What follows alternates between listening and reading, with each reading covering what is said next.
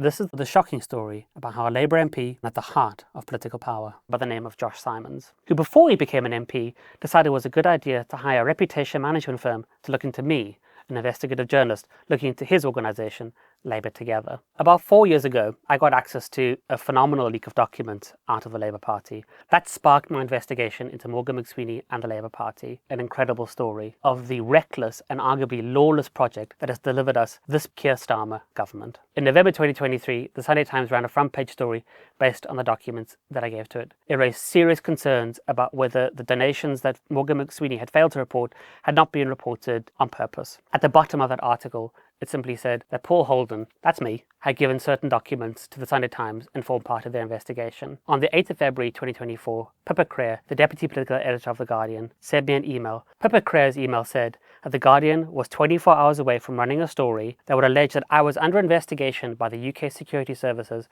for receiving information stolen by Russia from a hack of the Electoral Commission. The story was nonsense. I hadn't received a single document from Russia.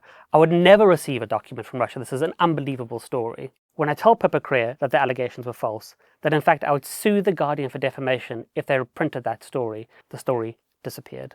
Labour Together had tried to convince the National Cyber Security Centre to investigate me. I don't think they were very successful, as I've never heard from the NCSC either before or after Pippa Crerar's email. A couple of weeks after that, I got a phone call from an old friend of mine from South Africa, an absolutely fearsome investigative journalist. At the time, she'd been working on a series of stories about how there were reputation management companies in the UK who are hired by the likes of multinational companies, arms companies, BP, Shell, tobacco companies, to make sure their reputation isn't tarnished by people like me, by whistleblowers, people who report on corruption. She called me in 2024 and said, I should let you know, your name has come up in my investigation. You are the person of interest. They're doing investigations into you. They're trying to figure out who you are and who your family is. And I said to her, well, who was the client behind this investigation? And she came back to me and she said, Labour Together. And I said, well, who's on these emails? A young man by the name of Josh Simons. Now, Josh Simons was the director of Labour Together between late 2022 and mid-2024. To her right is Josh Simons, who is the director of Labour Together, a political think tank founded to make Labour electable again, that works closely with Sir Keir Starmer and his team. He first worked for Labour as a party staffer under Jeremy Corbyn before resigning over anti-Semitism. During the 2024 general election, he was parachuted into a safe seat and now sits as a Labour MP, recently promoted by Keir Starmer to parliamentary secretary in the Cabinet Office. We need to bring some integrity, some faith, some sense that politics is actually a profession of nobility to pursue that requires people of good character. Frequently appearing on shows like Politics Joe, talking about how politicians have lost the trust of the public. Trust in elected politicians, in the things that we say that we can do, in whether we actually want to do the things that we say we want to do, is so completely broken. I wonder why. Between 2017 and 2020, Labour Together ran an undisclosed secret project to destroy the Labour Party under Jeremy Corbyn. With a pot of money, £730,000, Morgan McSweeney wasn't declaring as required by law to the Electoral Commission. What McSweeney did was produce a detailed presentation of what the Labour Party membership wanted and who they would vote for. They were able to present a pitch of Keir Starmer as a radical eco-socialist, an inheritor of the Corbynite tradition, that he would unite the party and end factionalism. But nothing could be further from the truth. The fraudulent pitch that Keir Starmer offered was based entirely on Morgan McSweeney's vision of him polling the membership, understanding what needed to be said to get Labour members to vote for a leader who would then betray them. Keir had to win. That was the most important thing. And if in the Labour Party you win the leadership of the Labour Party, you quite quickly run the whole thing. You can take all the reins and you can take control over the whole institution, and you can frankly smash the institution to pieces and rebuild it again.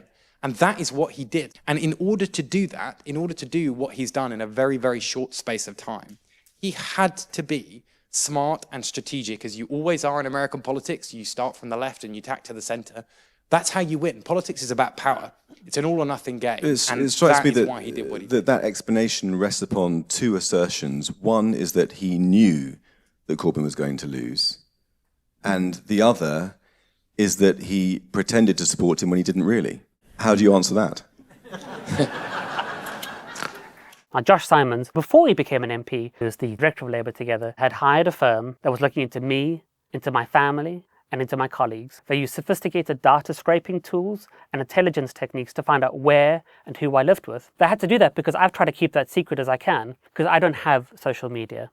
And I don't have social media because when I was in South Africa, those sorts of things were used to harass me, to find out where I lived, and to target me with targeted burglaries. I was told that the investigative firm that had been hired by Labour Together finally alighted on an incredible allegation that I was connected to Russian intelligence through South African intelligence structures, despite the fact that I spent quite a lot of my career investigating Russian oligarchs and have actually suffered a series of legal threats as a result. I was very aware, not just of how this would undermine my investigation into the Labour Party, but how it would really help some really gnarly people around the world. Money launderers, criminals, titans of industry, corrupt politicians. I believe that because for the last 15 years, I've worked as an investigative journalist focusing on grand corruption in my native country, South Africa. For the last 6 or 7 years, I've been working to investigate a well-known family called the Gupta family. The Gupta family, for years and years and years, worked with the presidency of Jacob Zuma to loot South Africa, to steal the money that's intended to uplift the poor and instead use it to host private weddings and live in luxury in Dubai.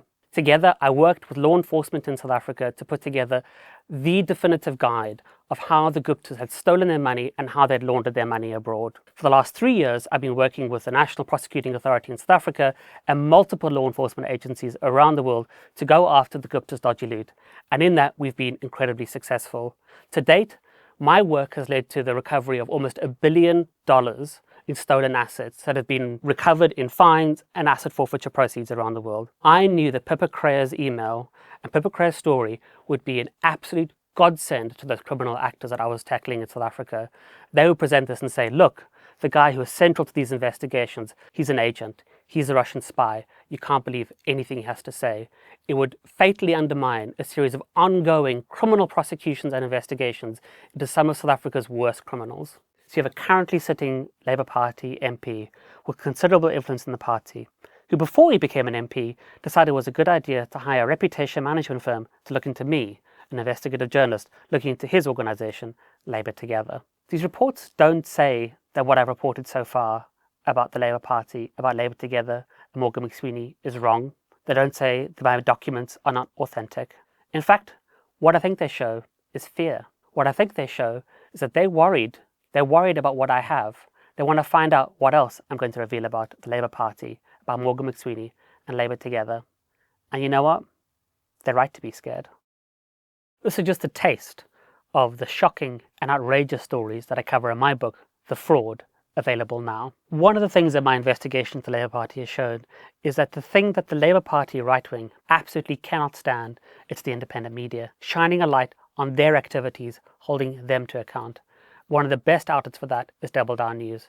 So if you can, please support Double Down News by supporting their Patreon and following them online.